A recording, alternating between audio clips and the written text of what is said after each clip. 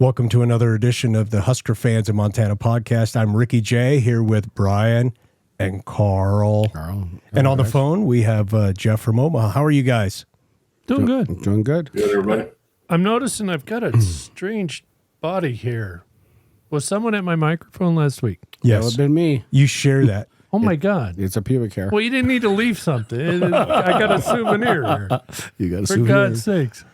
Okay. Well, Let me Karl was not ready to give you first seat back again. Pull I that. wasn't. I kind of like that seat. I'm good.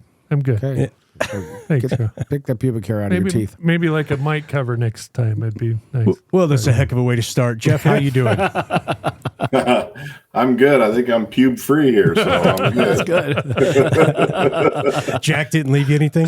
Better not. That'd be bad. That'd be bad. All right, gentlemen. Well, we actually gave away a couple free tickets to Right on. last week's game. Right on. And got a lot of response on Facebook and everything. And our winner was Drew Callahan. And we're going to try to give him a call right now and see if he is available to be on the phone. Awesome.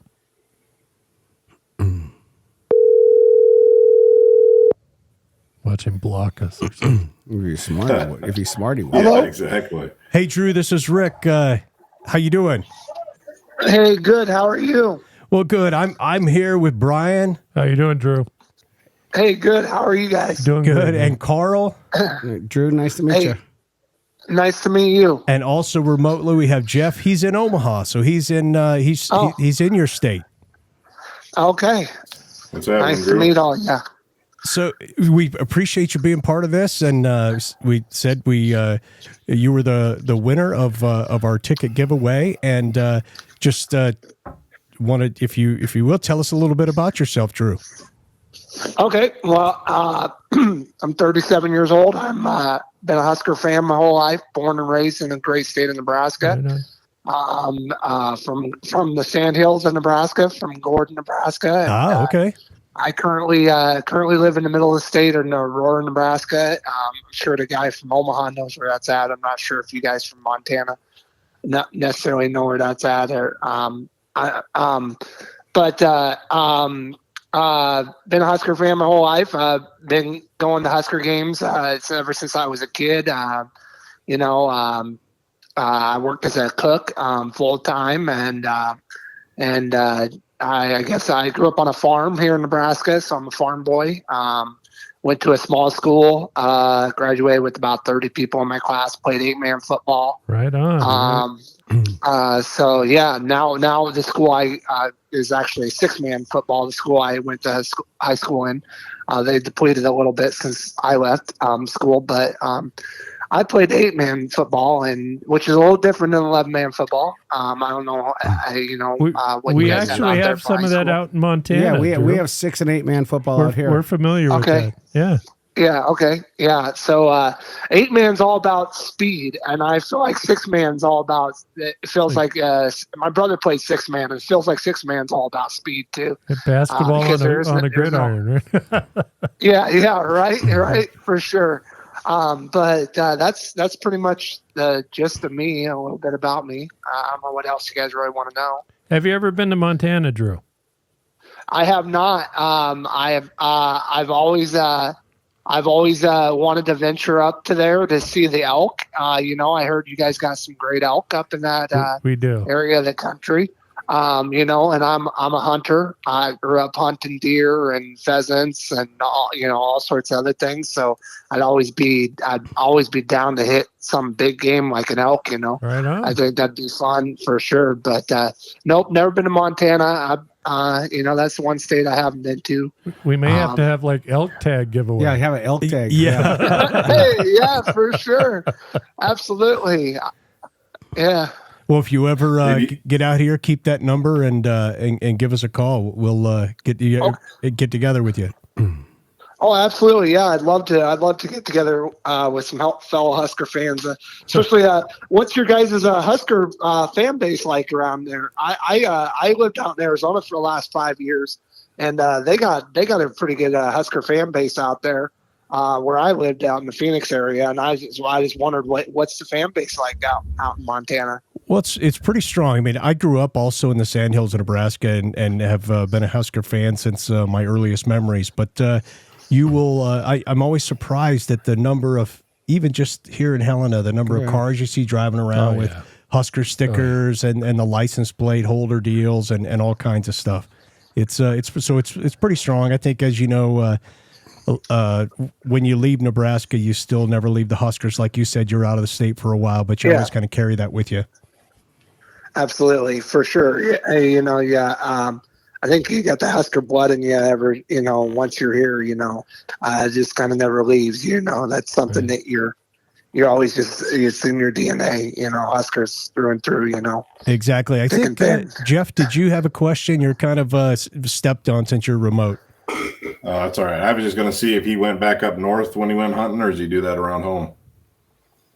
I do a lot of that around home. When I hunt for deer, we do a lot of that up in the Sandhills area.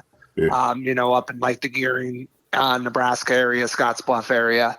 My dad has friends and family out there that have farmland, and he'll land out there that we go hunting in. But my parents live in Harvard, and I don't know if you know what Harvard waterfowl area is, but my parents live like directly across the street from there. So we literally just walk across the street to go hunting as a kid. That's or awesome. Go out in backyard in our fields or something like that. So it was pretty fun as a kid. Just the leisures of hunting was just so convenient. Yeah, Nebraska is a pretty cool place, and especially the Sandhills to grow up in for sure. A lot of little lakes, a lot of cool hunting spots. But Drew, you sent us like 6 photos from the game. I'm going to pop these up for the guys. But if you would just tell us a little bit about how the game went and or how the day was for you. Well, I actually had to work in the morning, so I didn't head down to Lincoln until noon. So I got there about an hour before kickoff. But when I got there, the energy in the crowd was electric. There was Husker fans everywhere. I thought, between the tailgating on the way up, I parked over by Haymarket Park. And so I got to walk through all the tailgates. I got to walk over the bridge, and I got to come up into the stadium that way. And just seeing all the Husker fans and seeing them tailgate, I felt like everybody was just electric and excited for the game, And I felt like that once I got into the stadium too. I felt like everybody was just really excited to be there and excited to see what the Huskers had to bring for the game, And then I thought once we got to the game, I was very impressed with our defense. I thought the black shirts really showed up, and they played a hell of a game. They did. In front of the home crowd, and those 8 sacks that they had and 11 forced tackles for a loss. It just was a phenomenal day. It was really disheartening to see some of the injuries on the offense side, and I heard that we did lose a couple guys for the season. I didn't hear who those were yet, but it was disheartening to see that. But overall, I really had a great time at the game. We had some great fans that we were around. The seats were really good. We were 45 rows up, right behind the Huskers. Right on the other side of their tunnel that they come out of. So, nice. You couldn't ask for better seats as far as like being, right involved in and everything, Great. Like I said, I wanted to send you guys those pictures so you guys could at least see what your tickets, got you guys. Other than that, it was a really fun day. The, marching band was electric. They were exciting.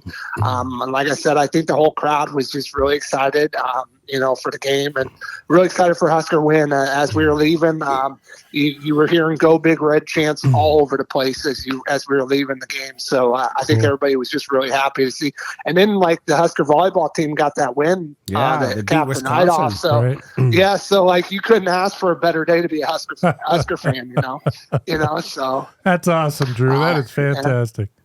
Glad you had such a great time, and they do look like great seats. Yeah, got a good view, and that's outstanding. Yeah, like I said, I think they did say on the tickets that the view was obstructed a little bit, and there was a pillar that was about 3 rows down and about 10 seats over. That I'm assuming that's what they were talking about. And there was a couple times where they scored in the north end zone, and it was a little hard to see in the corner. But other than that, I couldn't complain. Like it was great seats and. Like I said, to be on the Nebraska side of the sideline, what a better place to be Price was right by the tunnel. Yeah, The price was right. right. Absolutely. And I'm telling you guys, I've been a Husker fan for 37 years. I don't ever sign up for anything because I never win. I never win anything, let alone Husker stuff. And then I win Husker tickets. I couldn't believe it. You're a winner, I couldn't Drew. believe it. I was so happy. I was excited. I was like, it's meant to be Husker. That's Yeah, awesome. good for you. That's Congratulations. So happy. Hey, really thank you glad guys you were for able the to enjoy tickets. I'm glad you guys gave those tickets away because like I said, it was a great afternoon, a lot of fun. Couldn't ask for a better way to spend my Saturday. We're not a Husker football game. Yeah, we're thrilled. We're thrilled for you. We're thrilled that we could be a part of that, make that happen. And but to answer your question, so the offensive line, we lost 2 of them, Turner Cochran and Ethan Piper. They're out for the season. Yeah, and I actually saw Ethan Piper's injury was on our side of the field. Really? When it happened, and it looked pretty nasty when he went down. And the way he was holding his, from what it looked like to me, at first I thought it was an ankle, but I think it's a knee. Is what it looked like more to me. He was carted off and he wasn't putting any weight on that side of his leg. So it's unfortunate because I like Ethan Piper. I think he's a great offensive lineman, and I think he really he was detrimental to our offense right now because we're so short, as far as the offensive line goes already, so short-handed. Right. It's hard to lose more guys, and we're young on that offensive line as well. So, it's just hard to see guys go down.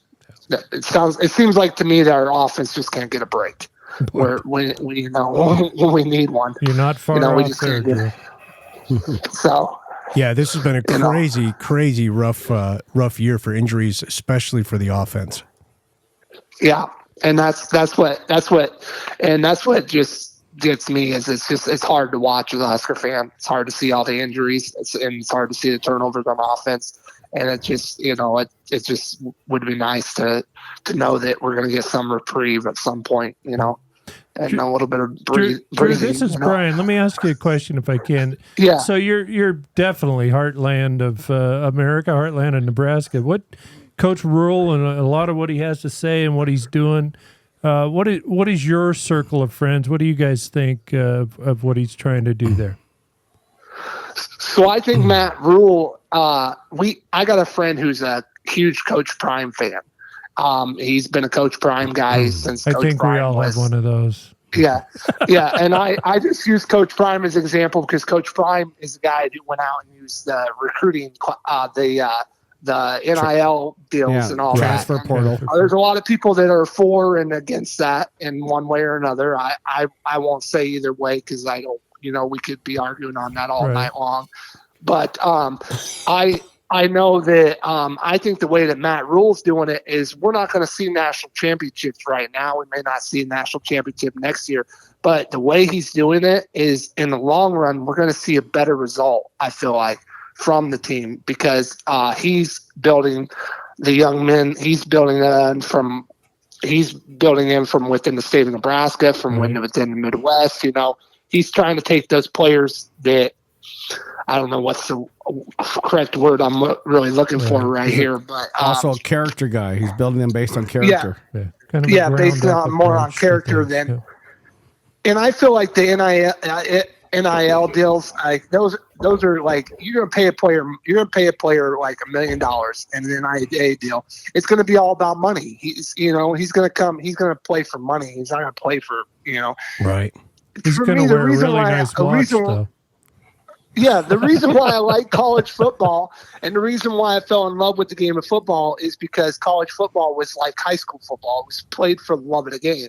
You know, it was all about winning national championships. And, you know, look back on when Tom Osborne was our head coach, you know, and like Devaney, it was all about building young men into not just, it wasn't about winning games on winning games as much on the field as it was winning games off the field. And, you know, building those men, you know, those bright men, you know, and those our future leaders. And you know, I think that's kind of the approach that Matt Rule's taken. And I feel like and to me, that's the better coaching way to go. I thought the high school football was about the cheerleaders. Did I miss something? That was your high school. Okay, Yeah, that was Butte. That was Butte. Okay, I missed something football. there. Apparently, okay. Aren't those livestock? Somebody's been watching too many Kansas City Chiefs games and Taylor Swift. Yeah. That's true. No, Speaking of Midwest football, Trigger. but you know, I don't know. I mean, that's just my view. I feel like I don't know if that really answers your question. no, it does actually. It really does. Yeah. I do feel like he's going to build better kids in the long run, and he might, you know, it may take faster for us to win a championship, you know, but in the long run, the results that we're going to see, we're going to be happier with, I think. You know, a lot of people pick Nebraska to win 2 games this year. We've won 4 so far. I think Nebraska's got a good shot at going to a bowl game this year. Absolutely, they do. Think so. Like, yeah. really do. Like, I think we got, if you look at the remainder of our schedule, we have a really good shot at winning 6 games. And we win 6 games, we go to a bowl game. You know, so I don't see why we couldn't win 2 more games out of our schedule. I don't see why we couldn't win 3 more out of our schedule. I agree. But that's just my opinion. You know, and you know, the only game I see that we possibly may not win is Iowa, and Iowa just got beat by Minnesota. So they're beatable at 6-1, as 6 or 5-2 team. Like they're definitely beatable. Yep. You know, so you know, I don't know. That's just my opinion. I don't think people give Nebraska the credit that they're due. A lot of times, you know, I think a lot of people call our defense, you know, like just a mediocre defense. They're just there, you know. But I think our defense is pretty stellar defense this year. I think it's much improved from last year, you know, and 100% in the right direction as far as like, you know, building. You know, like if you look at last year and this year, like they built in the right direction. They've improved, and you know that's all you can ask for from year to year is to improve. You know, if you're improving, what more can you ask for out of a coach? You know, and I know that Nebraska is so deep into our traditions of being national champions that that's what we want. But we got to remember that we're playing in the day and age that, you know, college football has changed from the 80s and the 90s when we were dominant. You know, college football is not like it was back in the 90s. You know, It's a different game nowadays, you know, and it's different. It's all about the athletes. It's all about the 5-star recruits and, you know, speed. And the Big Ten is all about, you know, being a dominant team, that dominant conference, you know, and, you know, we're in a tough conference, you know, but you look at it, Nebraska beats Minnesota. They're winning the Big Ten South right now. You know, if they are tied for the Big Ten. Right, you know, exactly. So, I mean, you know, we're just one game away from being a top team is what I'm saying, you know, just one game away from making better decisions, you know, from being a 2-loss team, from being a 1-loss team, you know. So, you know, I don't see anything wrong with the way the Matt Rule's handling things. You know, I think, like I said, I think the results are going to maybe take a little bit longer, but I think in the end we're going to like the results. Very good. I agree with you. And Drew, it's been a pleasure. It's so thrilled that you had a good day, and you know, our tickets went to someone who is a true Husker fan, and you know, Absolutely. appreciated him. Well, I appreciate you guys again for having me on the show, and thanks again for the tickets. And I hope you guys have a wonderful rest of your season watching Husker football. I know I'm going to enjoy it. And here's to some Big Red football, folks. Go All Big right, Red. take Go care of Red, yourself. go Big Go Big Red. Red. All right. Drew. Thanks, Drew. All right, bye, Drew. Okay, thank you guys. Have a great night. Love the passion. How is that? Right? That's awesome. How is Gotta that? love that. I wish we saw a little bit more passion out of Jeff. He's in Nebraska. We don't see squat out of him. No. But boy, I tell you, jeez. Drew had passion. Drew had passion. Right? So He does have passion. And just if you're listening in, just pay it. Who knows? We may have another. Who knows? Who knows? Mate, Who knows? I But we've certainly got a happy, was fun. podcast fan. It You was know, fun. if you, Absolutely. that's, you know, yeah, that's awesome. when you get old like we are and you retire, you know, if you could do a little something Speak for someone. yourself. I'm not retired. Yeah, I what the hell know. is this? You're just old. I'm just Is this old. Grandpa Radio? Exactly. What's going on here? Exactly. I'm not- yeah. Did Drew not sound like a happy fan? Yeah. Oh, I mean, that was awesome. Absolutely awesome. Yeah, very cool. Well, we're going to jump to Karl's Whiskey Corner and let Karl tell us about the whiskey of the night. And again, sorry, Jeff. Sorry, you'll you get nothing. You just have to taste it. What do you through got the, at home there, stream. Jef? You got anything? Yeah, I Yeah, like- snagged Pabst Blue a Ribbon. Yingling. He's got a Yingling. Okay. All right. Shout out to. Is it that Yeah. illegal in Nebraska? It may have been brought across the border. All right, Karl, tell us what you got. So we got Redbird, Redbreast, the cask strength, a little bit stronger than the 12. Got a nice vanilla aroma on the first smell. Taste, good citrus, good spice. Actually, I like it on ice. A lot of people don't like it on ice, but I agree with you, Rick. When I we think it talked needs about to it, be cut just a little bit. It cuts better. it, brings out the oak a little bit, and takes off the edge a little bit. Good. Well, it's not a cheap one, but it's not. No, it's a very good Irish whiskey. If people like a good I whiskey. concur that the ice helped. It really. Yeah, This is a great. but it whiskey doesn't overall. kill the No, flavor. no, It just not at cuts all. it just a little bit and brings out some flavors. brings out some of the oak flavor from the Well, casket. So I did start earlier, and I want to throw out a little to the brewery to our company. I got sponsor. a Miner's Gold to go along with this, and maybe just just every now and then a little sip just to clear the palate. Something. Yeah. Speaking of Lewis and Clark, that Mexican lager they've got on tap right now is outstanding, Oh my God, it's so good. isn't it? So Once it hits the lips. if you're in town, you're in the mood for a lager. It's delicious. Enjoy yourself. All right, then, while we're enjoying the whiskey and a little Lewis and Clark Brewing Company craft beer, we are going to go over the Husker news and topics for this week. Huskers are 4-3 after the win over Northwestern, 17-9. Nebraska needs 2 wins in the next 5 games to be bowl eligible. We play Purdue at home this weekend. We're at Michigan State. We're back at home with Maryland. Then we go to Wisconsin, and we finish out the regular season with Iowa. Unfortunately, offensive lineman Turner Cochran with a foot injury and Ethan Piper with a knee are both out for the season. Offensive lineman Norelli will miss 1 to 2 weeks, and wide receiver and primary punt returner Billy Camp will miss multiple weeks with an MCL sprain. Safety Deshaun Singleton remains out on the defensive side. Michigan faces allegations of opponent scouting violations. That was some stuff that you really couldn't ignore this week. So we'll just chat about that for a minute. And then bullshit. That's crap. No. Nebraska plays Purdue October 28th at 1:30 p.m. Mountain Standard Time, and it's on Fox Sports 1. And we just talked to Drew. He did win our tickets to last week's game. It sounded like he had a heck of a good time. Oh, hell yeah. No, that was awesome.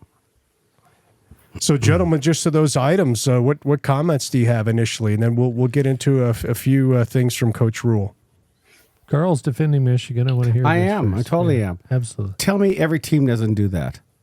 Karl doesn't make it right. Well, no, No, okay, I understand that, but you know what? I'm also not going to say it doesn't warrant an NCAA. Don't I don't think you. self-report I don't if think you there's know a- the extent of. Right. I don't think you know the extent of it. I do know. I've seen In-person scouting, Yes. getting tickets on each side of the field, It recording happens. everything. Tell me that doesn't happen in other programs. Well, it's a violation of the rules, and they should be held accountable. If you're self-reporting, great. there's some violation. Great. Something must be wrong.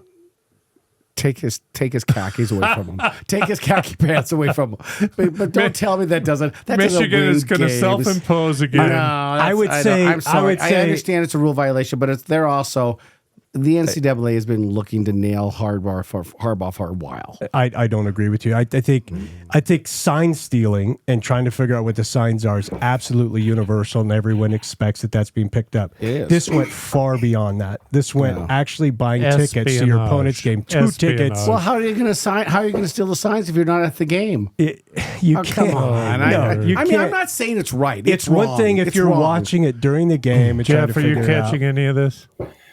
Yeah, I'm kind of torn in there because I kind of lean toward Karl a little bit. Oh, like, cut off, Jeff. I worry though, like, hey, if you like the gambling stuff that came out, like Iowa teams got hit hard with gambling when they opened up gambling into I'll there. bet you Like, that I doesn't worry, amount to anything. Let him finish. but that this like continues. Like, okay, they're the first, but Michigan isn't going to let this die either if they know everybody else is doing it. Harbaugh's not going to lay down and just take that. So I worry that now we're going to find out that Nebraska or Iowa or Ohio State and Alabama, I mean, when's it going to end? That's why, like Karl said, I think they're out to get him. Like, where did this allegation come from? Like, who brings this up? Like, it's just weird timing to me. Let me put it this way: it's somewhere around Columbus, Ohio.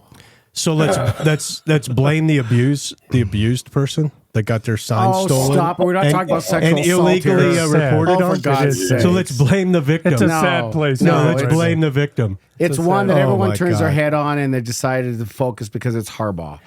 No, I Listen, I think you're right that it's going to remain a national story because of the team. It is. If this was a 5-5 or a team that really had nothing going on, it would be a blip. I agree. And then that would be it. But this is going to remain a national story. The best thing this could do is lead to some changes which would allow technology to come into it. Why not do it like the NFL does with the helmets? And several high schools. right. Well, yeah, several high schools. And Coach Rule talks about that. Yeah, So, some homeschool teams in Montana use headphones, and we don't. yeah, that would be the best result. I mean, think of it, if you're a player on this team, and the NCAA is not going to move that fast, but let's just go what if for a second. Let's say they suddenly voided some wins, and then you're not going to be able to play for the national championship. Imagine if you were a player on that team, and now you just lost that opportunity. Imagine if you're an assistant coach on that team, and you just lost that opportunity to coach in those games, and you're Harbaugh, and you go, and you go, I didn't really know, and then you go off to the NFL. That would be terrible. So I kind of agree with you, Karl, to the effect of I think it's a big deal. It's a rule violation. You got to have rules, and if there's rules, they need to be followed. But I hope it leads to a change in technology. Well, I would agree with that. But I mean, even Prime came out today and talked about that. Okay, fine, he does it. It ain't right, but he's not winning games because of it. It's not changing the outcome of anything. Even Deion Sanders said that today. Well, I would say it probably didn't change the outcome of the games he's played so far, maybe at Penn State, but I would think it gives you an advantage. There is an At some advantage, point- or you wouldn't be doing it. Well, Yeah, he wouldn't be buying all those At tickets some and doing point, it. You know what? Here, you said that if they were a 5-5 team, we wouldn't be hearing about this. No, I'll say if they hadn't beat Ohio State the last 2 years, we wouldn't be hearing about this. I would not be surprised at all if the source is somewhere around Columbus, Ohio. I thought it was self-reported, to be honest with you. I don't. It still thought got someone reported. would- It got reported to the NCAA. Yeah, by I think they're somebody. quickly doing their internal investigation. they're but- covering their tail. Yeah, just like they did with Harbaugh at the beginning of the season. Yeah. So they're going Yeah. to self-impose like a Yeah. preseason. Yeah. But he Yeah. didn't know. They Something. said there's video of him standing side by side Harbaugh during several games. Whoa, no, he man, didn't know. I'm sorry. He didn't know. This stuff happens Harbaugh all the didn't know. time, you He guys. didn't know. I'm not even saying Harbaugh didn't know. It happens all the time. All right, well, we're It gonna, ain't right, but it's still been widely accepted through most of college football. Don't, There- yeah, there and you if have it it, wasn't ladies and Nebraska, gentlemen. if it wasn't Michigan, no one would be talking maybe about the it. victim shouldn't speak up. Oh, for God's sake, let's not take that, that how- platform. is that please. what we Really? say, Karl? Really? Yes. Well, poor me. Let's not go overboard. Poor here. me. She asked Let's for go. it. Stop that. That's That not what team this, asked really? for it. Are They're you comparing signing- sexual they're assault signing to right out in the Michigan middle of- stealing they're signs? signing out Jeff, in the middle are you of there? everyone. Hello, Jeff. Really? Oh, it's terrible. For God's sake. Terrible. Come on. All right, let's move away from I that. need and help, Jeff. let's get back to these devastating injuries that we just had. Now, Jeff, you'll be able to hear these. You won't be able to see them, but So obviously we had some significant injuries, and here's Coach Rule on those. Couple injury updates. We're a pretty beat up team right now. Ethan Piper is done for the year. He'll have knee surgery. Turner Corcoran is done for the year.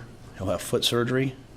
Nuri's in surgery right now. Nuri will be out for probably 1 to 2 weeks.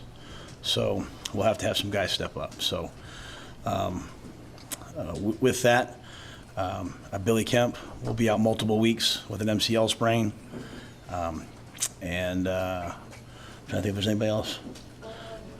That's really it. So Tom will be day by day. So we're not, Tom Hill's kind of superhuman healing powers. I'm sure Tom will be back. Probably be at practice tomorrow, but he'll be day to day. So with that being said, I thought in the last game, a lot of guys stepped up when their number was called. I thought Justin Evans-Jenkins came in both at guard and then at center. Henry Lutovsky is a guy that's been a starter for us at guard. Teddy Prohaska is a guy that's been waiting his turn. So we have lots of guys who started games here on the offensive line. Jaden Doss and some of the other young receivers, they obviously stepped up. Tristan Alvano stepped up. So I expect them to step up, and I expect our veteran players to play their best football. And that's what happened on Saturday. I know Nash people were talking, I thought when you watch tape, Nash played great, and Ty Robinson was absolutely dominant. And so we'll need those guys to play well. We'll need other guys to step up, and there's a standard here, and everyone has to meet the standard. So pretty devastating, though, to lose those two. And then another starting lineman, as we said, Noelle was going to miss 1 to 2 weeks. He just had a surgery. So pretty banged up. And then they had the offense kind of designed around Billy Kemp, a lot of plays this weekend, and then he goes out. So they can't really run those plays. So it's really been, if you think of it now, that's the 5th wide receiver since August that's no longer on this team. Yep. 2 running backs are no longer on this team that were starters, and other miscellaneous injuries. Right. It's just unbelievable what's occurred. Jeff, your thoughts on the injuries? Yeah, I was just sitting there thinking, are we ever going to get to a week where we don't cover this? This isn't one of the first topics we have to go over. Eventually we'll run out of players. It's unbelievable. It seems like every week we break down who got hurt and who's done for the season. Right. This week, it's just unbelievable to me. Drew was talking we got the shot at the bowl game. I will be amazed to see what this team looks like Saturday against Purdue. With it, how they change that lineup, how Prohaska does, right. It is going to be this will really be an interesting game to watch. I will say though that Rule has definitely emphasized next man up, and I think that you have to. I mean, I think there's something to be said about that.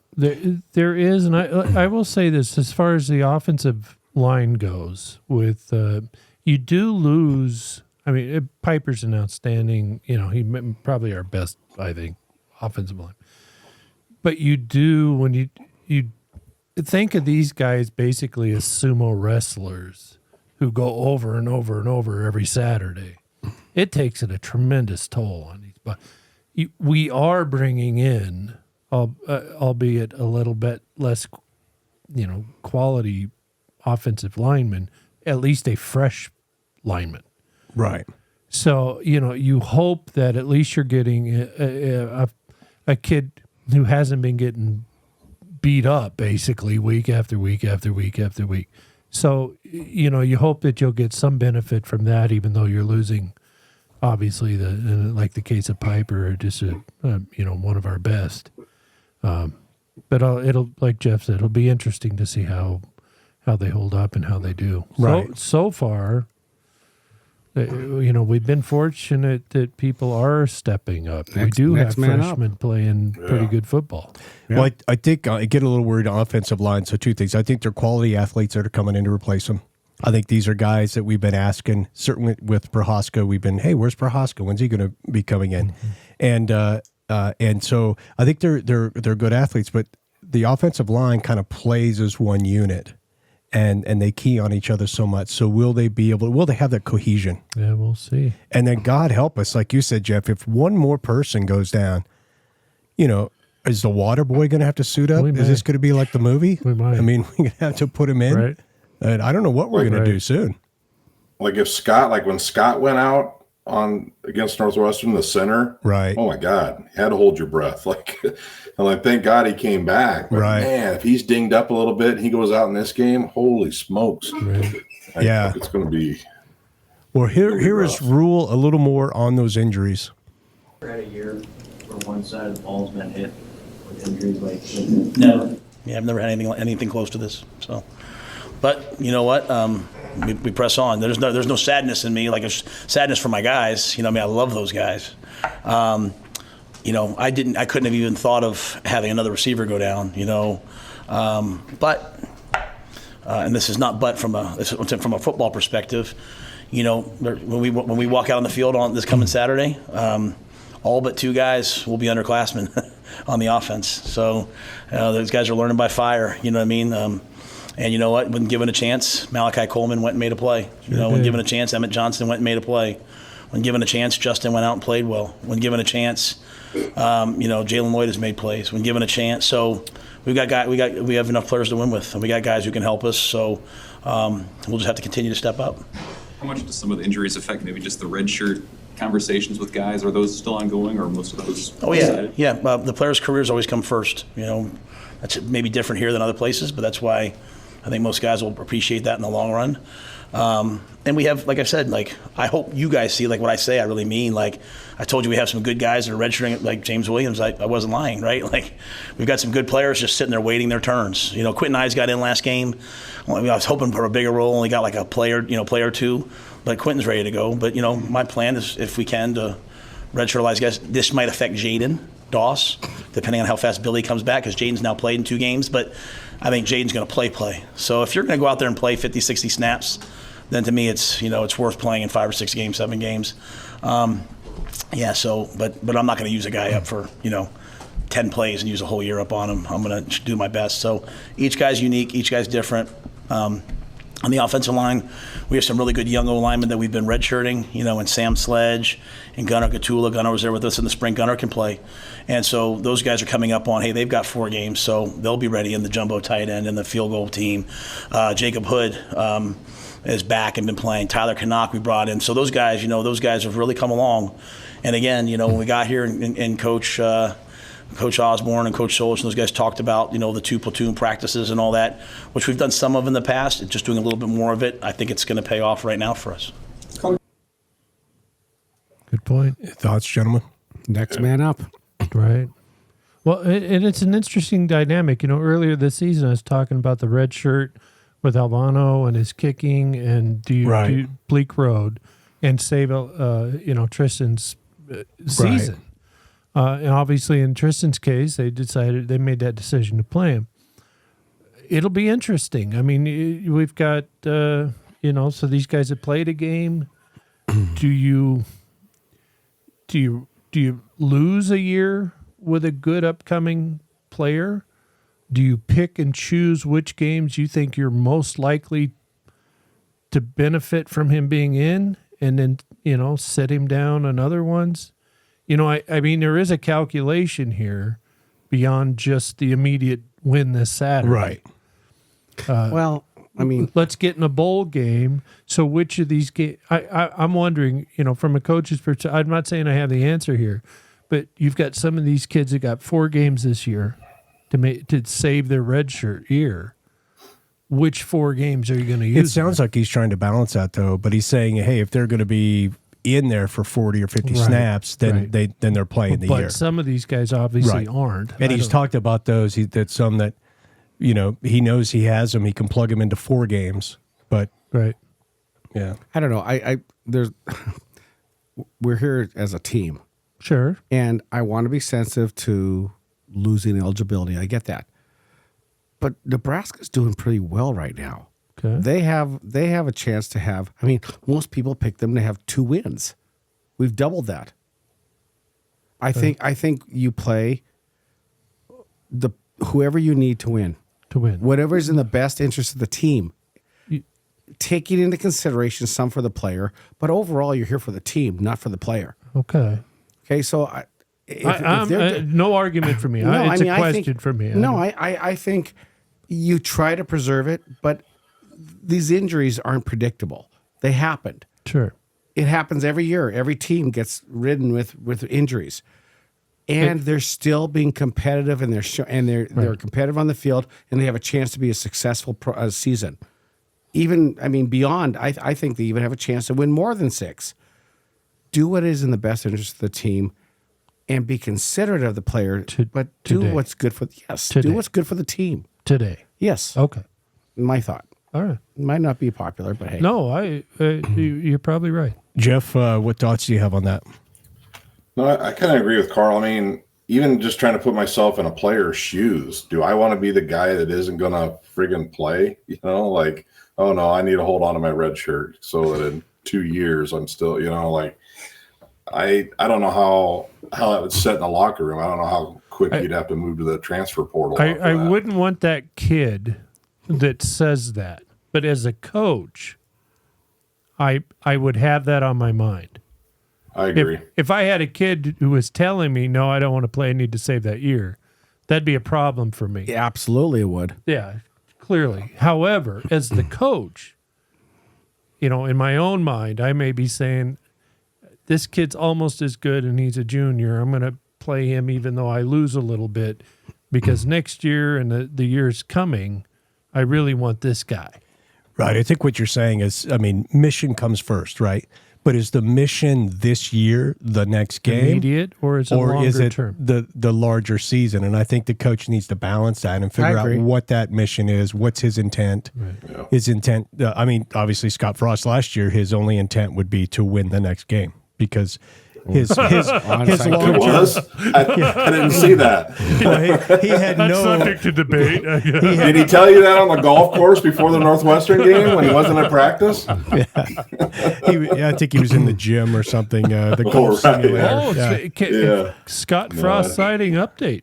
Oregon. Yeah, Oregon. Yeah. Oregon. Ooh. See him Maybe there he'll on be the going home. sideline? I want Oregon. to make a point that Jeff has agreed with me on 2 points now.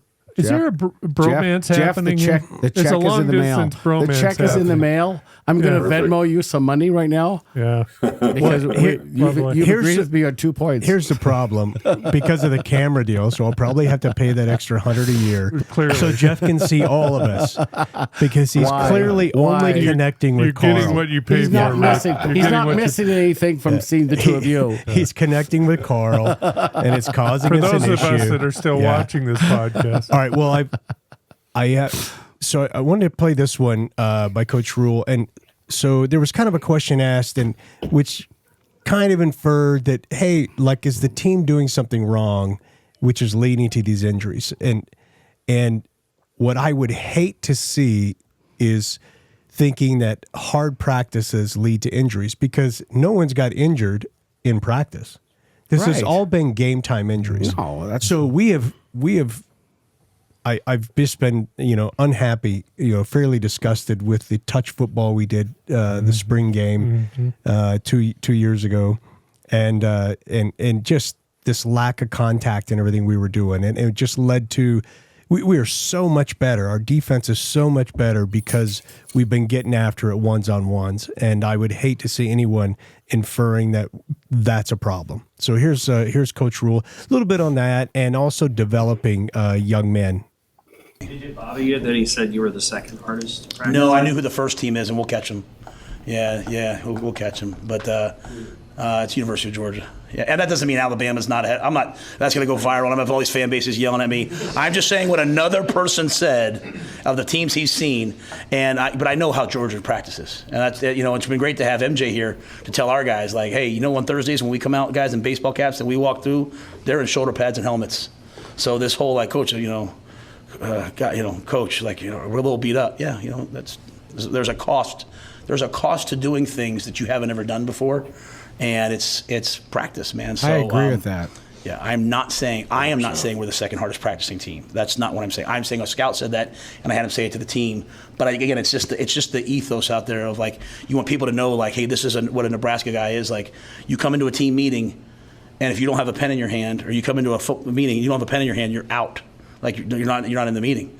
So like when we have guest speakers come in to talk about life skills or something, they see all of our guys with pens and pads. They're like, "What is this?" Well, it's because I had a guy come in one time and say, "Matt, I go to other teams, they take notes, and your guys don't take notes." And I was like, "Man, I'm failing these guys because they're going to be taking notes someday at Google. They're going to be taking notes someday at the Washington, Commanders. They better take notes here." So everything we do is designed to help them be pros in life or in football. This week, I like that. He's a good dude. Yeah. He just Well is a said. good dude.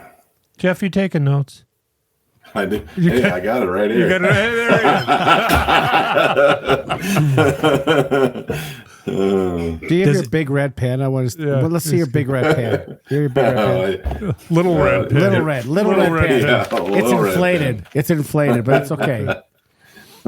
Does your notepad say agree with Karl because he seemed depressed last time? Stop it. Right. Okay, this is the last of our news items that Coach Rule spoke about, and this is on the sign stealing, Oh, here we go. illegal scouting. Yeah. Are they banging on trash Blah, cans and blah, stuff? Remember blah. that? Settle baseball? down, Karl. Settle down. He's with us, Karl. He's with Invasive us. sign stealing in your experience? Yeah, sign stealing happens every game. There's nothing wrong with teams over there looking over trying to steal our signs. There's nothing wrong with us trying to look at their signs. It's why you should have mics in the helmets, right? Like all these coaches that vote against it every year is because they don't want to teach their quarterback. In the NFL, quarterback goes out there with 3 play calls because if I see the free safety's foot like that, it might be one high. I'm going to check to this play. But you get to college and you're watching a game on a Tuesday night, and they got the signal and they're just calling a play. So that's what makes college football, to me. That's why they score maybe more points. But it's also why the kids are less prepared. So that's why there should be 100% should be. We could get rid of all the stupid signs on the sidelines, and we could get pictures of, rock stars and all that stuff. And we could just play football. SpongeBob. I don't want to see SpongeBob. You go to a high school game, there's technology on the sideline. You go to an NFL game, there's technology on the sideline. You go to the college, there's nothing. Like if you don't think, so that it should be that. That's sign stealing. That's not. I would not carry that over to going and filming someone else's practices or something like that, or filming someone else's games. That's completely something different. And I'm not saying that happened, but I think what's wrong partly in our society right now sometimes is we say someone does something against the rules, and sports need rules, right? Sports need rules to keep competitive balance. And when someone does something against the rules, we say, well, should that really even be a rule?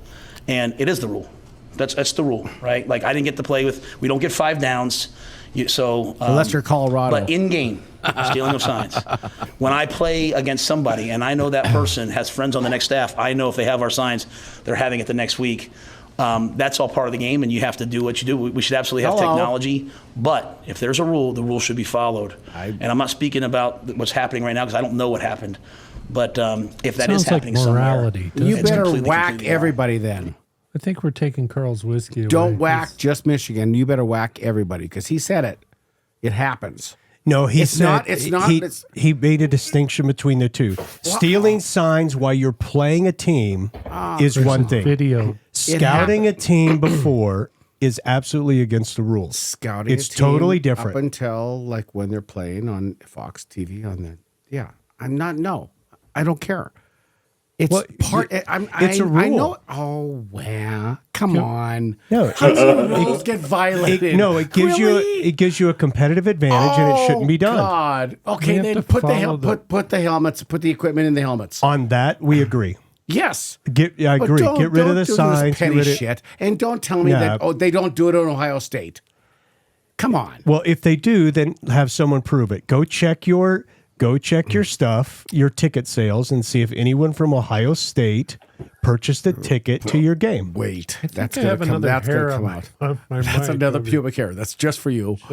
Anyway, this is against the rules. Could you stop commenting on that during the broadcast? Because I'm not cutting it out. So check your mic before. Bring some tape. Sorry, I'm not arguing that it's not a rule violation. I'm not saying it's right. Don't get me wrong, but if everyone's doing it, you have to, and you're targeting Harbaugh. No, that's what I'm trying to figure out. Is like, what did Harbaugh do that he beat Ohio State the last 2 years? That's what he did. Oh, for heaven's sake. Really? You don't think there's a play in that? I just think there's a morality here. that if it's wrong, then it's wrong. We shouldn't do it. Thank Okay. you, Thank you. churchgoer. Move on. All right, so that's a nice little heated debate. Now let's we're gonna switch into our post game review, and as part of that, obviously Nebraska defeated Northwestern 17-9. We've got a little less than a 5-minute little review, a video of the game. So, Jeff, unfortunately, again, you'll only be able to hear it. And I will say, whoever does these highlight videos for BTN is not a defensive fan, because we had some amazing defensive highlights, which really aren't even on here. How about that last play where the 3-4 guys sacked that quarterback? That was just a phenomenal, great way to end the game. All right, here we go. We'll take a look at this, and feel free to comment over it. Nebraska averaging over 200 yards rushing per game, second best Lord. in the Big Ten. He will throw, and that's going to be First play of the game. There's defensive play. First play of the game.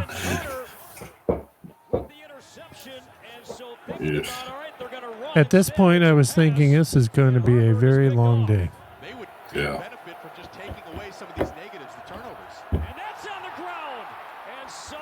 Jumps on top of it. A loss of 2 on the play.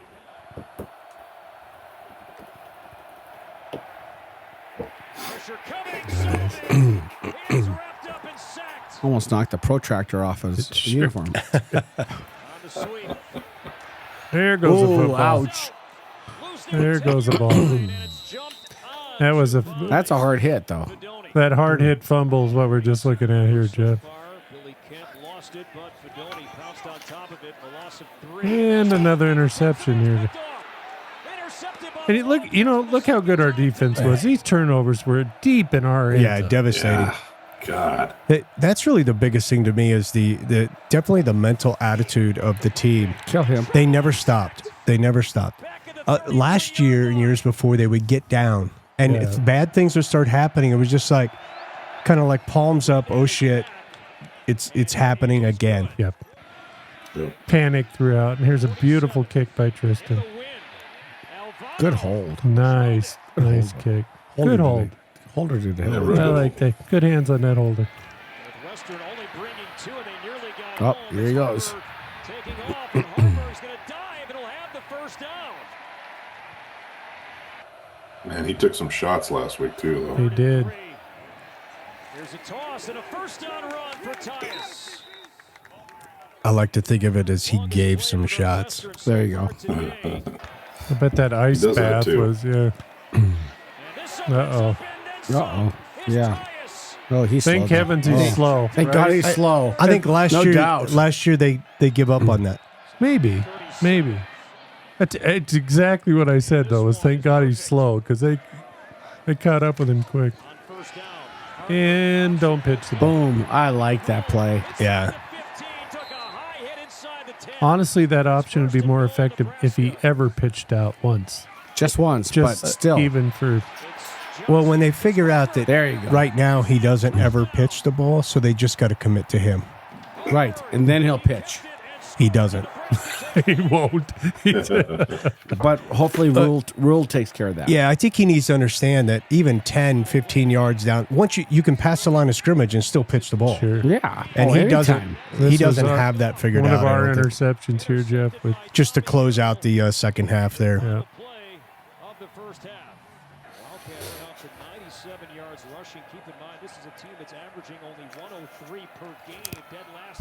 Yeah, that's like the talk here is everybody's saying that the defense's stats is because the offenses we play are no good.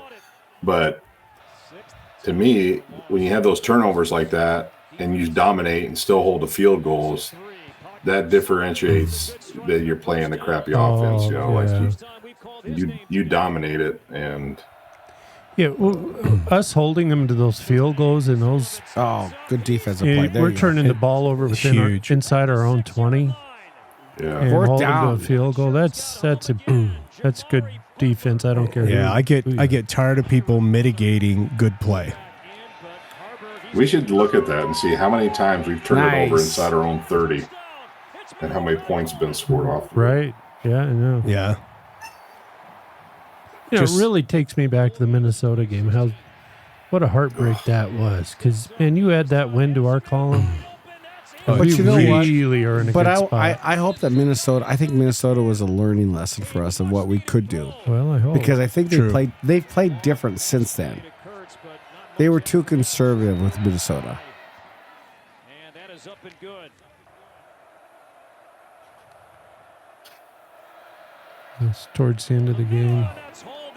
Yeah, I mean, they will get beat again this year, Sure. but they won't play like they've been beaten. Yes. And that's the difference. How often do they get on their heels? Tony White does not have retreat or prevent. So there's the end of the game. What this announcer is saying right now was so outstanding.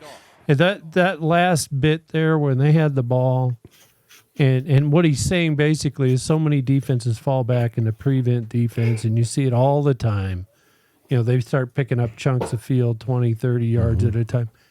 We didn't. We Right. attacked. I mean, we went after them, sacked them I love twice. And I did too. I hate thought it was, prevent defenses. Oh, I do. I hate them. Prevents you from winning. Yeah, prevents you from winning. Exactly. I loved it, and I especially loved that last play when I think it was 4th down, and what did we have? 3 or 4 defenders on that sack. It They was just met at the quarterback. perfect. Beautiful, beautiful end of the game. Yeah. I hope they pay White. I hope they pay him to Boy, keep him. I man. mean, Yeah. if we can hold on to him for 4 or 5 years, that would be splendid. Yeah, definitely. Whatever it takes, baby. Oh, yeah, open up the wallet. Well, here's Coach Rule on the post the Northwestern game. Justin Evans-Jenkins steps in at guard and then goes to center. Really proud of those things. I know on defense we're going to talk a lot about the stats, but, you know, however many sacks, you know, tackles for loss. I was proud of the guys running them down when plays got behind us, getting the ball down, playing another play, and holding it to a field goal. Those of you here, I think I talked the other day, you know, these guys were 70% touchdowns in the red zone. And these guys were one of the best third down teams. And so I knew we were going to have to win third down. I thought the defense did that. Offensively, it was obviously a really, really out of sync night. A lot of things that happened shouldn't have happened. And so we're just going to have to, you know, the key is with a young quarterback, you play through those things. You coach through those things. That first play, you know, it opens up just like we thought. Thomas is open for a touchdown. The ball's a little bit behind. We keep playing. Next ball's a little bit high. We keep playing. Some balls on the ground. So there's a lot that we have to continue to do. But I do want to tell you, and I want the people in Nebraska to know that I don't do anything theatrical during games. I don't point to the crowd. I don't point to my family. But I did point up to Coach Osborne's box because Coach Osborne came in and said, if you guys are going to keep running the belly G option, you have to run the belly G pass. And Ron's been telling us that, and we've been running it. But we got that turnover, and we said, let's run it. And Malachi, that's the route. That's the route that you run for the love of the game to get everyone else open. And Malachi ran by everybody, ran the belly G option pass, hit it for a touchdown. And so I thought we played like a team. The loss of Billy was devastating tonight. Most of that game plan was built around him, Jade game. But I'll just say this, you know, I think we would have lost that game at the beginning of the year. And after all the adversity we've gone through and the toughness we're building, that's a game that we now win. So we've got one last video in this segment. Let's play this real quick, and then we'll kind of wrap up our post-game review with our comments. When I say, like, hey, would have lost the game earlier in the year, and I think you maybe asked me, what do you mean? Like, or maybe someone asked me what I mean. I've been on a lot of teams where, like, those runs break and Omar Brown doesn't run the guy down. Or Malcolm gets beat, right? And a lot of times I've seen that guy turn and look at the safety like this, and the ball walks in for a touchdown, and that's losing teams. And that's why when I say, like, I don't care about the score, I care about what the film looks, I want to win the game. But when I see that, I'm like, man, the fact that Malcolm got beat and didn't feel sorry for himself and ran it down and got the guy tackled at the 8-yard line and we held him to a field goal, that's the winning football. Yeah, so just kind of talking about that tenacity and that they showed, and I do believe that he has successfully changed the mindset of this unit, both the offense and the defense. I mean, it just felt like last season when things started to go bad, it was it's happening again, and then it just everyone maybe got tight, and it just got worse and worse, and you could see it coming. And right now, anyway, since the Colorado game, it feels like something bad can happen, and they're just playing at the same level that they were before, and no one gets super tight and super worried, and they're just like, okay, we'll bend, but we won't break. But what are your thoughts, gentlemen? Well, I agree. I think They're playing with heart. I mean, that's what we used to call it, but it sure looks like it. Yeah. Yeah. Different mentality. Yeah. What do you think, Jeff? Yeah, your thoughts on anything post game there or game review? Yeah, I mean, I agree with that. Their mental makeup is night and day from what it was. I mean, my takeaway from this game was just obviously injuries and turnovers. You know, it's just like we seem like we talk about those every week. I mean, it's what we're like -7 or 8 in the turnovers, like for our defense to I don't have one. To only give those kind of points from being in that. I mean, that's one thing with the defense that's odd is they don't get takeaways. They'll stop people, but we just don't get them. We're lacking in that. We're not lacking in turning it over ourselves. That's for sure. You can only imagine what we'd do if we didn't turn the ball over. We'd really be rocking and rolling. But did you guys catch the blue trim on the jerseys and the blue gloves and stuff? Did, yeah. Yeah. 100-year anniversary at Memorial. Yeah. Did you know why they did that? You guys used to be Nebraska used to be blue. Well, it was a blue uniform. What I read was they played Oklahoma that very first game, and Oklahoma was red and had red jerseys. So our guys had to put on blue jerseys to separate the difference. Really? That's what I read on it. Yeah, I was curious as like why it was that way, but that's what it said is that OU had their red jerseys, and so we had to. Well, I say next time we play OU, we give them blue jerseys. Let's see how that works out. Exactly. Well, before we move on to our game preview, normally we do a Montana football update, but they had a bye week. They played Northern Colorado this week.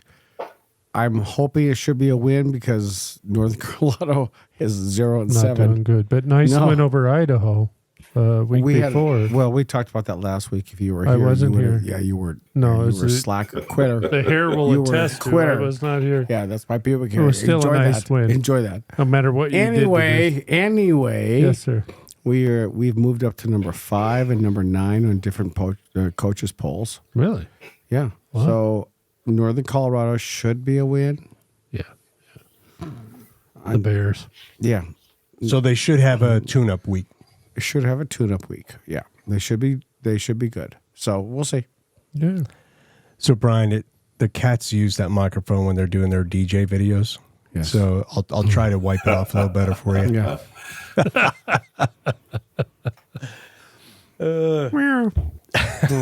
I'd rather blame it on my pubic hair. That's more fun. I'm definitely marking this episode is not for children. Yes, please. Mommy, what's a pubic hair? Oh, come on.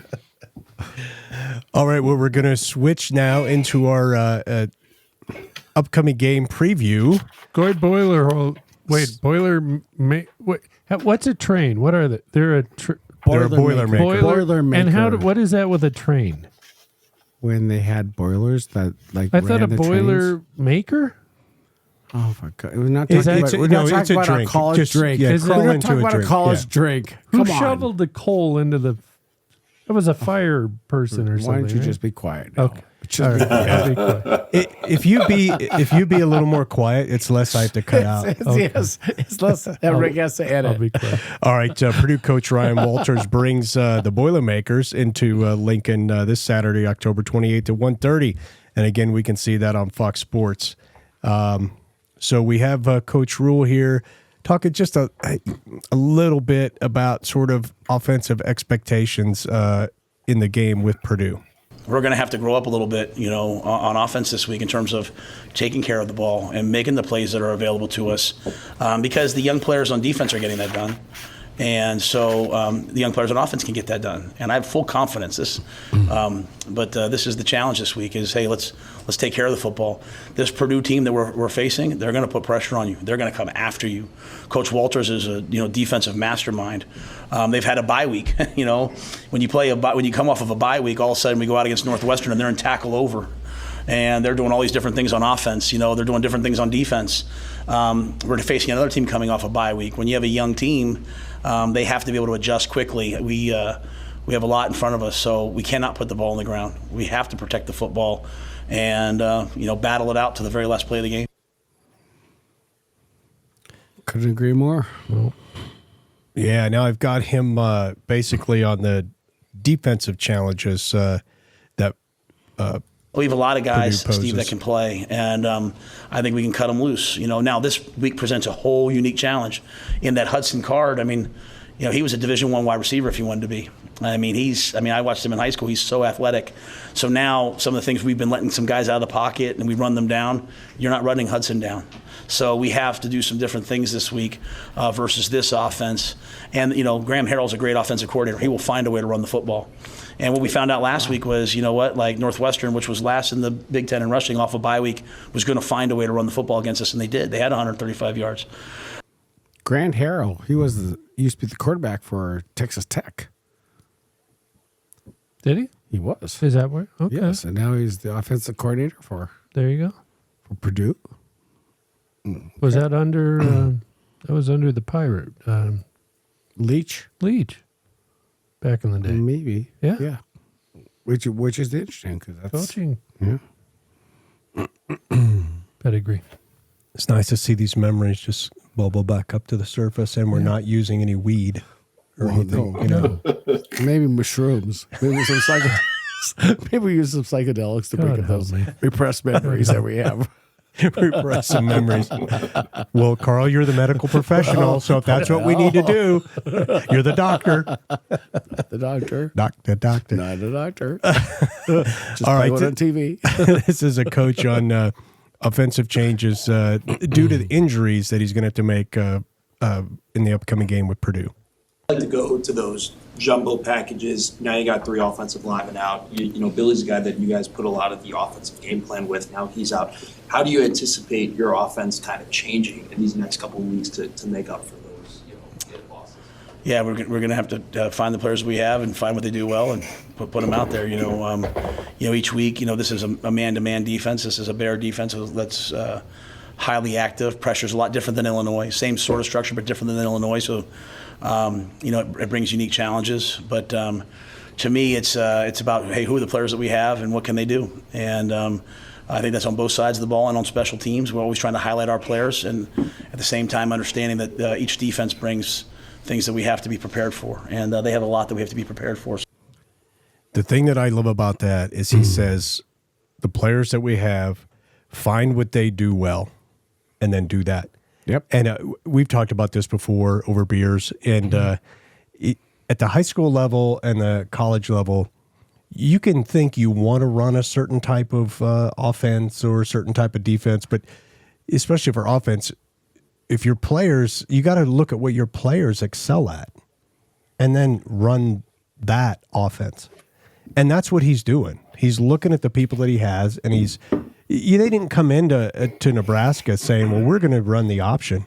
We're going to start doing the option. No, but they've looked at the players, and they've looked at what they can do for us to be successful. You have to have the skill positions to run the offense. Right. You have to match your offense to what you have. But play to your strength. That's what we're all saying. Yeah, Sure. So you can over time recruit to a certain type of player that has certain strengths. Yes. If that matches the offense you want to run. But you have to look at the players you have right now. I mean, you can want to have a drop back passing attack and do the Whipple. But if you don't have a quarterback that can do that, it's not going to be successful. If you have Sims in there, you practice. Is the Whipple also a dance? Sounds like the Whipple should be a dance. It should be. Might be. You've been like whippled. a dance move. I just like, we haven't used that for a while. You've been whippled. Absolutely. Yeah. I'll show you a Whipple. I wonder what he said. Can we get Coach? If you're out there, we still like to get you on the show. I know. I think he's got time. I'm guessing. He has time. I think that's a no. I don't think he's coming on this podcast. The offer stands. Get your free. Hey, I'll pay the $100 for the upgrade if you can get Whipple or Scotty Frost on there. No shit. Either one of those two, and I'll pay for it. Okay. Scott Frost may have disappointed me as a coach, and I don't know what's going on in his life or whatever, but I tell you what, as a player, he gave me some great memories and another national championship. So hats off to him As for a that. therapist, I'll say he gave us an opportunity to grow. That's beautiful. That is beautiful. No wonder Jeff likes you. Dear God. He has the opportunity to Dear grow. God. We learned from our mistakes. All right. Right. Through pain, we grow. Through pain, we grow. Exactly. Okay, Jeff, well, you can attest the weather is turning. It turned here already. You guys always seem to be like a day behind us in the weather pattern. And it's flat cold right now. Yeah, it's down good. into the 20s, Nasty. and the wind is chilly. snow. And it's Snow's snowing. coming. Is it snowing now? It is. Right now it is. Oh, wow. Well, Yeah. so it's going to get cold, right, Jeff? Yeah, it was actually, to be honest, it was hot yesterday, and it's been pretty muggy today. But it's changing. The wind's picked up. We're supposed to be starting to get rain, either starting tonight or into tomorrow, probably carrying through into the weekend. But it's going to drop down and it might be game time in the 30s on Saturday. Well, here's Coach Rule talking about playing in bad weather. There's a benefit to having a punter from Montana and a kicker from Omaha, right? Like, there's a benefit to having guys, like Alvano. I don't know if anybody noticed in the pregame. Anybody see what happened in the pregame? He hits the upright on the extra point in pregame. So he stands there afterwards, and he's out there. He's like, I got to get another one. He's being a freshman. I walked over him. I said, did you need 2 tries when you kicked the game winner in the state championship? Get your butt off the field. And he goes out and he nails a 47-yarder. Like, there's a benefit to having guys from this part of the country and the quarterbacks from Kearney, the punters from Montana, the kick. Like, let's let it wind. Let's let it wind, baby. I love it. Let it wind. Love it. That is a pretty cool testament. And of course, we've said in previous podcasts, our Brian Bashini is, I've known him forever. You've known him forever. I think you've known him for a little while. Have you known him a little while? Known him a long time. And Just still a love touch? him very much. yeah, and Glad you clarified that.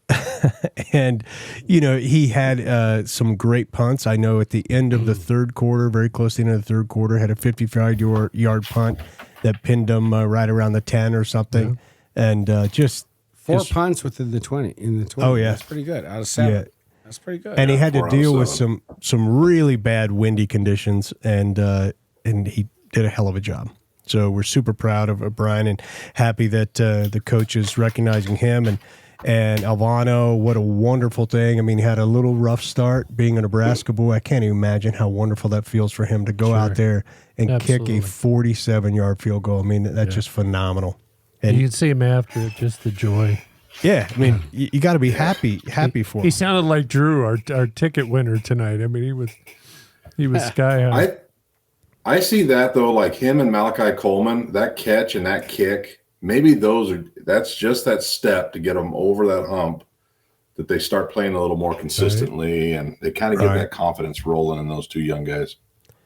Well, also what's neat about that, I think, is if you're a young high school player and you look at a kid that maybe you're a freshman, you're a sophomore now, and you knew him as a senior, or you knew he was in another school even as a senior, and now he's starting.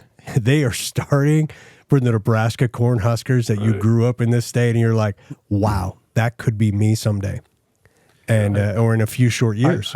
I guarantee, and I know this from personal experience, there's kids all over the state of Nebraska out there tonight in the cold, kicking footballs at some imaginary goalpost, or hitting their dad's combine, or shooting them against the barn, or whatever. And I've seen the same thing here in Montana. There's kids out there that have nobody to throw the ball to. They're out punting one away. And Hell, Brian, I'm doing it. I have 5 years of eligibility. Right. And I'm like, let me they just may work need on it. you. So Let me don't- work yeah, on it. You may need to make a call. Let's not bring the mental health issues into it, please. But it really, especially when you got homegrown kids like that that Right. are making good, you're so right. The whole state comes alive with What a that. phenomenal thing for a kid that last year he was in high school, and now he's running down the field. He's got a 5 to 10 yard breakaway from the defender, and that ball is coming, and he actually catches it. Right? I mean, that's phenomenal. It sure is. It's amazing. So happy for him, for both those young men.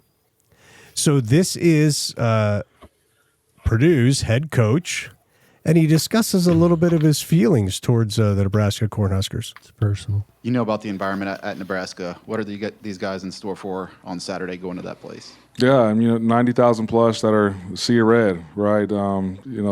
My history with Nebraska started at a very young age. I obviously grew up a fan of Colorado, my dad playing there, and that was like the hated rivalry, right? And so you remove yourself from that as a coach, and the first time I got to play against Nebraska again was in 2021. My first season in Illinois, and I just remember them running out of the tunnel at in Champaign, and the feelings come back, right? It's like, man, I really can't stand that color. Ooh. Don't like that end on the helmet. You have the same colors at Purdue, and so definitely this has been a big week, and we've explained to the guys just how crazy it gets out there. They are diehard fans, win, lose, or draw, and so we're looking forward to a great venue to play a competitive and tough football game. I love that answer, though. I'm sorry, aren't they gold and black just like Colorado? He hates Nebraska. He hates Well, I know that, but Hates he's the talking red. about the whole hating the color. But No, he hates the color of Nebraska. I know, but he should just shut up. You want another whiskey, Karl? Maybe. All right. Yeah, Give him a bigger glass. Yeah. I'm sorry. Can we, his mic? Take a little break. Take the ice out of that shit.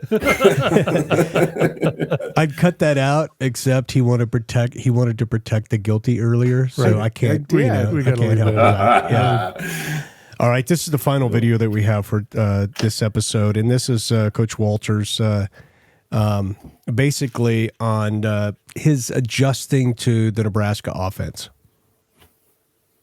You adjust. Just some of the issues Nebraska's quarterback poses. A big guy, likes to run it. Again, you guys have had some issues dealing with those type of running quarterbacks. Just kind of talk about him a little bit and what he brings to the table. Yeah, like you just hit it on the head. He's big, physical. Nebraska, they make you play with all 11, right? And so we will definitely have to adjust the way we play and adjust our game plan a little bit. They run a ton of different run schemes and both zone and gap schemes. They create extra gaps. Their window dressing is for a purpose usually, and you got to be able to account, like I said, for all 11. So definitely excited that we had a week to prepare as a staff, and excited for the 2 bonus practices. Really, I think those will be beneficial for our guys, especially in the run fits. But this is going to be a tough and physical game, and I think we'll be as healthy as we possibly can be at this point of the season going into Saturday, which makes me feel good. So before we move to our final thoughts on the game and our prediction, I'll just go around the horn and ask for your thoughts on everything we've covered so far. Karl, what are you thinking? I don't like Purdue. Okay. Well, there you go. I like that. I don't like his I thought my answers. Boilermaker thing was, yeah. No, was but still no, I don't confused. like Purdue. No, I like where we're. Yeah. If we can seriously take the next guy in, because we have Right. some injuries. There's no That's doubt. it, yeah. Put the next guy in, and I like Rule. I like what he's saying. I think We need to find a little offense. Yes. Somehow we Yeah. gotta put some drives together. Yes. He- I agree. Maybe your thoughts? well, I echo the injuries will Did hurt. you just say you agree with Karl? Yes, he did. Sometimes I do. Boom. Sometimes Boom, boom, boom! I just heard a boom. Mic drop. It's all. Well, wait. Let me get that off there. But yeah, it's Can't take that out now. But Piper hurts. That injury hurts. I think he's a leader on this team. I remember talking about him from the very beginning of the season. Good kid, by the way, and tremendous young man. But we do, even with the injuries, excuses and all that. You got to find some way to take the ball down the field, and hopefully we can find that way. And the turnovers will simply kill us. We just can't survive that. I don't think we'll win if we turn the ball over repeatedly in this game. Right. Jeff, your thoughts on kind of everything we've covered before we move into final thoughts on the game itself and predictions? He agrees with Karl. Right, absolutely. No, I mean, if there's a defense that we're gonna have to scramble our offensive line, and like Rule said, all but 2 guys are going to be underclassmen, it'd be this defense. I mean, Purdue is last in the Big Ten scoring defense. They're 13th out of 14 in yards per game. So maybe the boys can put something together, and the offense can help our defense this time. Yeah, I know, and I guess I'll go first on my the wrap up. I normally make you guys go, and then I pick the sweet spot. Sure. But we're Purdue is 2-5 overall. They're 1-3 in the conference, so they don't seem like much. But the Purdue coach said that their quarterback is actually playing better than he's played all season. He's actually back where he hasn't seen him in a while. They also have a very talented wide receiver in Burks. And they get him involved in the running game too, and some wide receiver screens. And he's a talented runner. I saw some video of him running, and he's good. He's got great hands. He's got 5 TDs, over 400 yards on the season. They have 2 other receivers at over 300 yards on the season. So they're if the quarterback is healthy and back in rhythm, then we're going to have to adjust our defense to be ready to cover that. A little different than we were against Northwestern, because they were not the air threat that I think Purdue is going to be. Obviously, Purdue has a running game too, but I think the threat by air and their receivers is where they're getting their production this season. Their defense is pretty solid, at least in the video that I saw. They look pretty good. So I am a little concerned that they're going to be tougher than they appear on paper. That said, I think it's true gold. I think Nebraska wins this one. I think they make the defensive adjustments to contain the air attack and still keep the running game in check. And I think the offense, with all the injuries, the incredible amount of injuries, I've never seen anything like this, but I think the offense figures out a way to improve just enough to get just enough points on the board to win. And I won't pick a score, but I'll say it's going to be close. I'll be happy if Nebraska wins by 3 points. So that is my prediction. True gold, Nebraska by 3. Karl, what do you got? I'm going with, you actually made sense. For once in your life. Oh, my God. It must be the whiskey talking. It's a whiskey talking, Karl. It's the expensive whiskey talking. I agree with you, and I'm going to go 17-14 Huskers. Right. I think it's going to be like a field goal. It's good, someone who can stop in the red zone and force them to kick a field goal. Yeah. You're right, and I do think special teams can be a big part of this game, and weather's going to be a big part of this game too. Turnovers, costly penalties, those could be deciding factors too that really disrupt us. I mean, we have got to stop dropping the ball. We can't keep putting it on the ground. I think we should match up fairly well with these teams. This is a better team than their record would indicate. Their 2 wins would indicate. Mm-hmm. I agree. But I'm a 17-10 is my projection that we will win. Provided that we can hang on to the football, don't make a lot of stupid penalties, a lot of mental mistakes there. And I think a lot of it is going to come down to special teams. I really do this game. All right, Jeff, you've got the prime spot. You're last in the predictions. What say you? I agree with Karl. Sorry. Right, absolutely. I'm going to go true gold as well. I battled on this. I think our special teams and defense are going to help us win this one.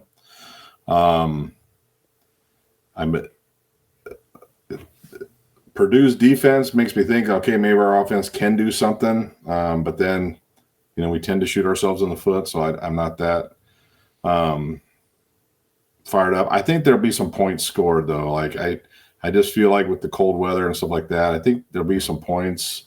I'm probably looking more at a 21-17 type score. Well, great. But we all have Nebraska winning. So that would be awesome, because then we just need one more win to go bowling. Right. Which was the goal of this team, even if it was a healthy team. So I heard on another talk show, I haven't done the math on this, but it said in August, 9 of the 11 starters that started, our first game, 9 of them are no longer available on the team.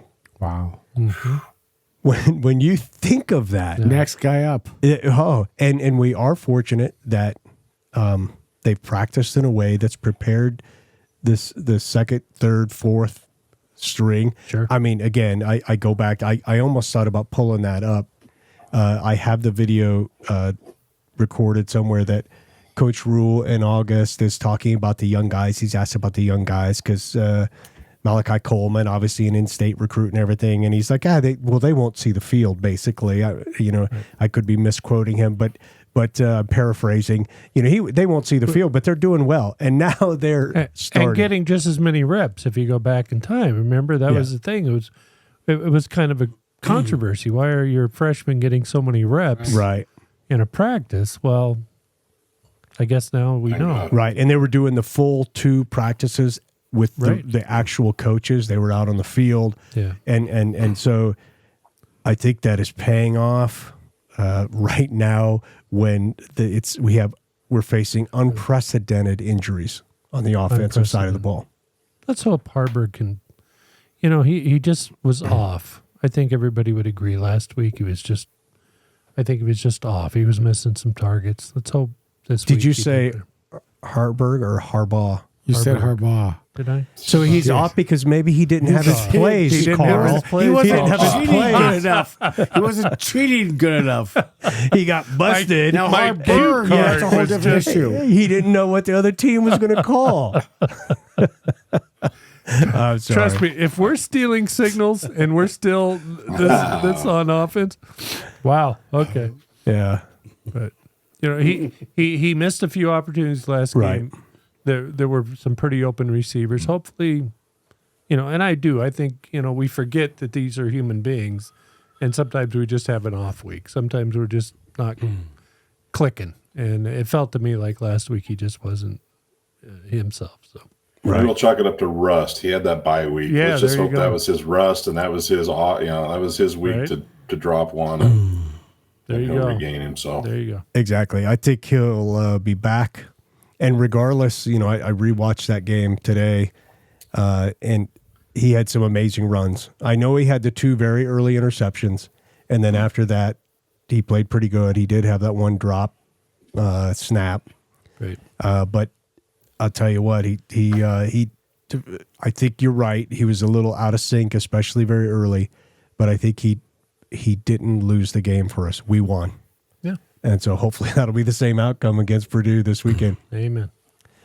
All right, gentlemen. Well, we've run a little longer than normal. It was fun. We got to talk to Drew, the winner of our 2 tickets. Great deal. Drew was cool. He was awesome. Very awesome. That's awesome. Very.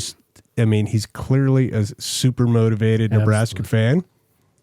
So, and it was pretty cool to be able to provide him that opportunity. Yeah, so absolutely. We may have to look into doing that again. If not this year, definitely next year. Yep, I agree. Gentlemen, any final thoughts? Yeah, if I can jump in there real quick, Yeah. Rick. Going to throw a little downer out here and finish it off with a few funner things. Here locally, one of our law enforcement family we lost today. Deputy Ed Smith from Sarpy County Sheriff's Office passed away today. And for me, I've known Ed for about 30 years through family. Wow. Hell of a nice guy, about my age. So sorry for your just a loss. shout out and some prayers to him and his family. Absolutely. Sorry for the loss. Definitely. Super nice guy. But on that note, but I wanted to throw out, I was going to throw this out earlier and I spaced it off. So the good week for Nebraska, when we look at it, I threw on a Herbie volleyball. Yeah. I was kind of torn. I was kind of torn because we also have our women's soccer team is just co-champion of the Big Ten. Yeah. As well as I'd already worn the Herbie singlet, but we had two of our wrestlers that went to the World Championships, Brock Hardy and an incoming recruit named Camden McDaniel. Hardy at 143 and McDaniel 214. They're competing in the World Freestyle tournament. So I wanted to give a shout out to those guys. And also a little fun fact for you guys, if you don't know, I learned this week. So Coach George Darlington, our old DB coach, is at almost every practice with the Big Red. Really? And I learned that him and McBride and then Jared Tomich were at practice this last week, but then Osborne also sat and went over film with them like a week ago Monday or something like that. So they're embracing that past, which is good. And still doing stuff their way, but they definitely respect the past. So I thought that was pretty cool. I mean, good week for Nebraska. The volleyball team beat Wisconsin and cleared that 10-match losing streak to them, and then our Husker women's soccer and the wrestling boys. So pretty good week for the Big Red. Yeah, the ladies are number one now, right? Yep, they're number one. Yep. Wisconsin I was think number one. I think we may be the only undefeated team left in the country. Wow, and that is so cool coming off a season or in a season where we set the world record for attendance at any woman's female sporting event with over 92,000 people watching them play volleyball. Yeah, amazing. Yeah, very impressive. And it is cool, too, that Coach Rule is embracing more than any other coach by far. He doesn't see it as a threat. He's not threatened by it. He's embracing Tom Osborne and looking at the talent that he has, and he's embracing those guys. And not just Tom. Ron Brown. He's listening. Yeah. And he gives them credit by saying, they told us we should run this play. We decided to run it. And touchdown. Touchdown. There you go. Yep. So maybe the old guy knows what he's talking about. Yeah, I love how secure he is in himself. Just to be able to when you to have give a credit. bank account that big, it's a lot. There's a lot of security. I mean, I'm not going to name names, but I think we know of some rich people Karl? that are in the news a lot. No, Karl. that are in the news a lot. That are extremely rich, like billionaire rich, and they're not Karl. They're still insecure enough that they cannot behave like that. Oh, so I don't think it's the dollar signs behind it. I think he's secure. Something deeper. He's a secure person, and he can give credit where credit's due, and realize that giving someone else credit doesn't detract from himself. And that's a lesson I think he's probably teaching to all those young men on that team, and I feel we're lucky to have him. Yeah, Well, especially think of it, like those guys are getting older, there'll be a time when they're not going to be here anymore. And to bring and allow them to infuse this new generation of Huskers. Right. They're not running the same plays, same offenses and stuff, but let some of that tradition, some of that intelligence bleed off into these young guys and see where they can take it moving forward too. And even the coaches too. I mean, I'm sure it helps the coaches too.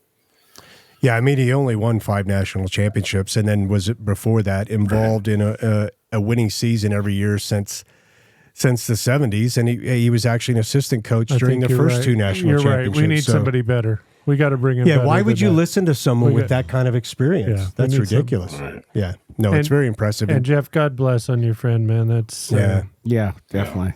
obviously more important in all of this that we're talking about.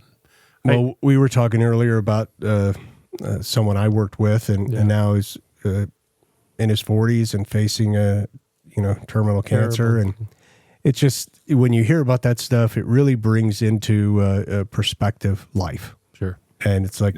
It's like we love talking about football. That's why we like to get together, gather once a week, and it's a great opportunity to do that and drink some whiskey and have some fun and give each other a bit of a bad time. But but in reality, what's really important and significant, sometimes we forget about. When we're reminded of that, then we look at our own lives and go, "Yeah, that thing I thought was such a huge problem, not so much of a problem anymore." Perspective is a good thing. Yeah. I'm certain, Karl, you deal with that a lot. Every day. Yeah. Well, So- God bless. All right, gentlemen. Well, anything else? Go Huskers.